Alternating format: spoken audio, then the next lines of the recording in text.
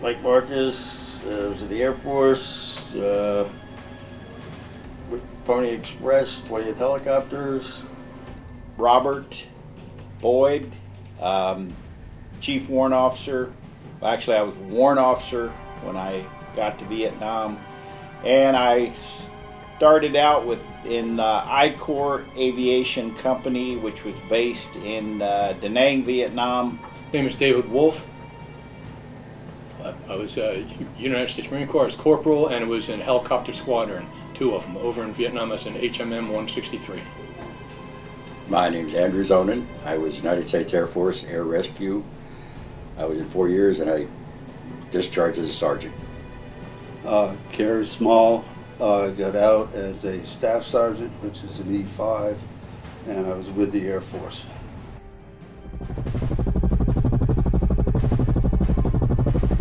I remember, without a question, something. I remember flying over there,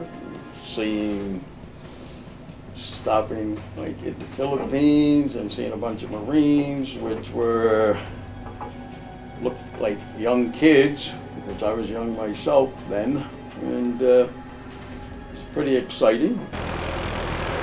There was a time like we would go out to a couple different sites and bring some troops or supplies, barrels of fuel.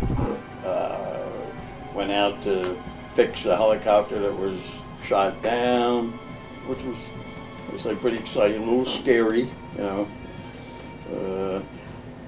Didn't go out as like the Marines or the Army, once in a while I would go out, to do some work, and I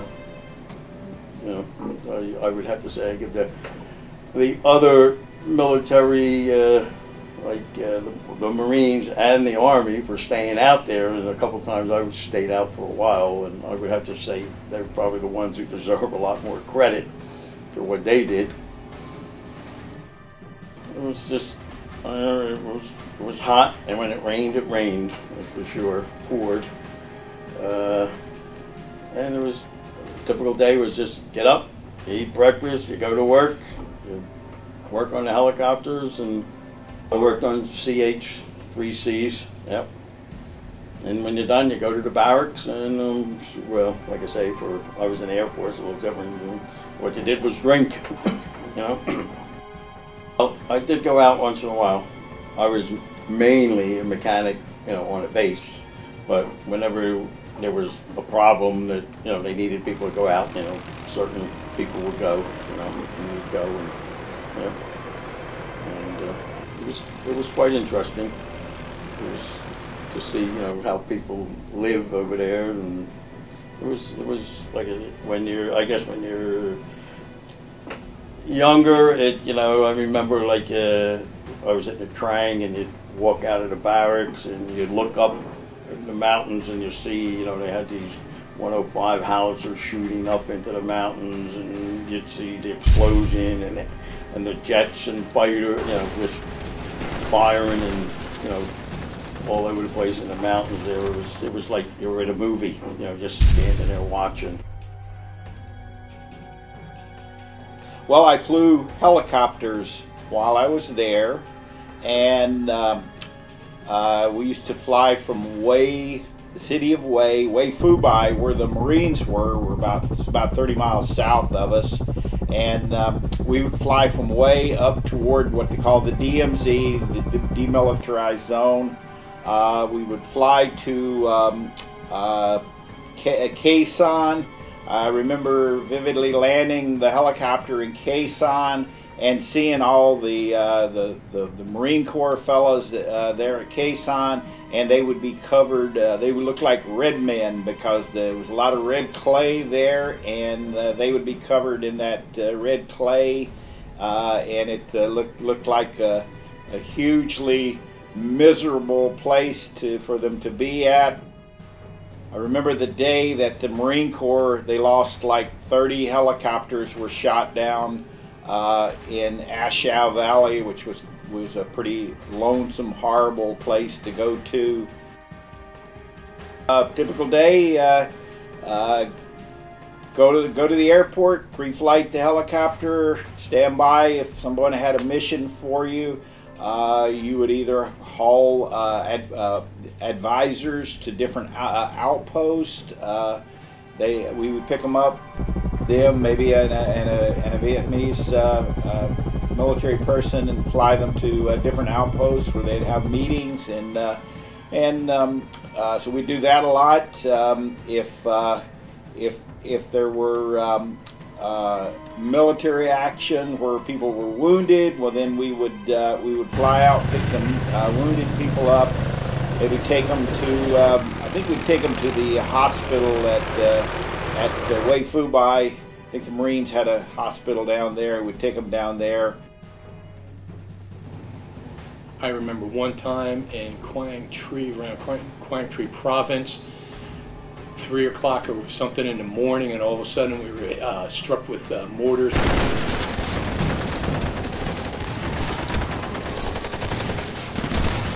And everything else from the Viet Cong. That was quite interesting as we all ran out of the huts and into the bunkers. That was memorable at the time. And what we would do is, as a helicopter gunner, we'd go obviously fly with the helicopters. And one memorable time was we were picking up some what they call Marine Corps recons out of the field. And as we were coming off the side of a mountain where there was this big tree, and we sort of just smashed into the side of the tree. That was pretty interesting. We're fine, just tore sort of big hole inside the helicopter, and okay, this is pretty good. Yeah, so there's a couple little things. Yeah, it was because if there weren't any strikes or anything else set up, you would just like a regular job. You go out to the helicopter, you maintain it, do maintenance on it. If you had a flight that day, you go out flying.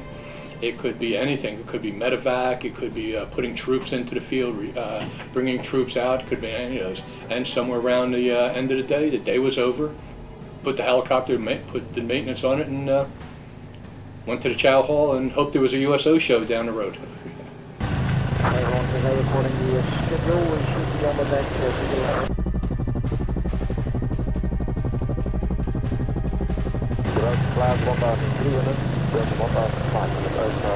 They would have coordinates, and the pilots would get them from the ground troops. And then as they were flying out there, they would be in radio contact with them, and you would get fairly close to the area, and then you would ask they would radio, the pilots would be in contact with the troops, and it would pop a smoke grenade, so you could see exactly where they're at. Because there was a lot of jungle, there was clearance and everything else, and then you see the smoke grenade, that's where they were. Unless it was a large operation, which you were going to quite often, and then you knew where it was. But a lot of times you just get in the general area, contact them, and they'd pop a smoke grenade, and okay, there they are. Yeah. If it was insertion, we would be flying with a squadron. It could be 5, 10, 15 helicopters. And the aircraft, which was an H-34, you'd hold maybe about 7 or 8 troops. You would come into an area, and you never knew if the area was, quote, hot or not, which you were taking fire. And the pilot would bring it as fast as they could. As soon as you were getting close to Marines would jump out, and as soon as the last one was out, he would just pull on power and just get out of there. Picking up troops was dependent upon the area it was. If it was a nice secure area, you had all the time in the world. But if it was, again, a hostile area, your heart was pumping a little bit, and then you just got in. The troops were there. They'd come running out of the jungle. You'd try and drag them in as fast as you could, and then you would get out of there. I was drafted in 1964, and I had to make a choice: either go to the Army and worry about being a ground troop, or join another joint service. So I joined the United States Air Force. I remember when I was in the local base rescue, fire suppression. If there was an airplane that was coming in with landing gear, it wouldn't retract, or wouldn't go down, or retracted landing gear, or hung rockets, or any kind of a problem, had to land without landing gear. And we had to cover a lot of these. They would land, foam runways, big airplanes would come in. One of the most memorable one was a B-52 came in without landing gear. That's a huge bomber, and we were covering that. You could fly as they were landing, fly over them with a fire suppression kit to put the fire out if there was a fire. And the majority of the work that I did was doing this, fire suppression. Or an aircraft would come in with hung rockets, and you didn't know what was going to happen. They tried to fire a rocket, and it would hang under the wing. And now we had to land them, especially one would come in with hung rockets and a nose gear out of commission or something. So it was scary. I've had them explode underneath the helicopter, and the helicopter actually go up from the explosion. I remember being over in Vietnam with a rescue outfit, the Jolly Green Giants, and we actually rescued all the downed pilots. We were an air sea rescue group, and we rescued all the shot down pilots and stuff like that. And it was great being able to see them get off the airplane alive, the ones that we could bring back alive. And that was probably the best part of the whole trip. While I was over there, the year that I was over there, we made the Jolly Green unit that I was with made the 15th, 100th save and the 2000th save while I was there. So those two missions would probably stand out more than anything. Well, they would actually fly in and hover with the helicopter and allow a hoist cable to come down the side of the helicopter with a penetrator on it, a seat that the injured pilot could climb onto, and then we'd hoist him back up into the helicopter and bring him home. If he was injured to the point where he couldn't do that himself, and then we carried a paramedic along with us, or a PJ as they were called in the Air Force, and he would go down the hoist and take care of the wounded person and get him on the hoist and get him back up. Sometimes you put him on a litter, sometimes you put him in the baskets, and you would bring him back up in the helicopter that way, and then they would bring him back to the base and or take him to the closest base or the closest hospital, depending on injuries and how they were and things like that.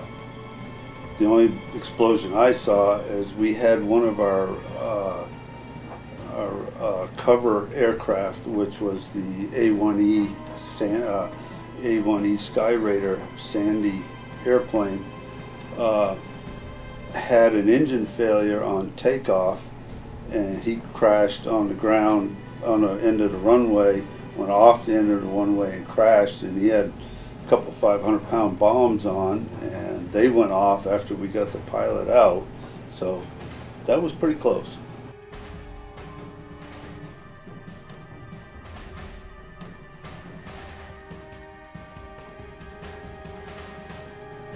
My name is Franklin Carson. I'm the president and owner of the company.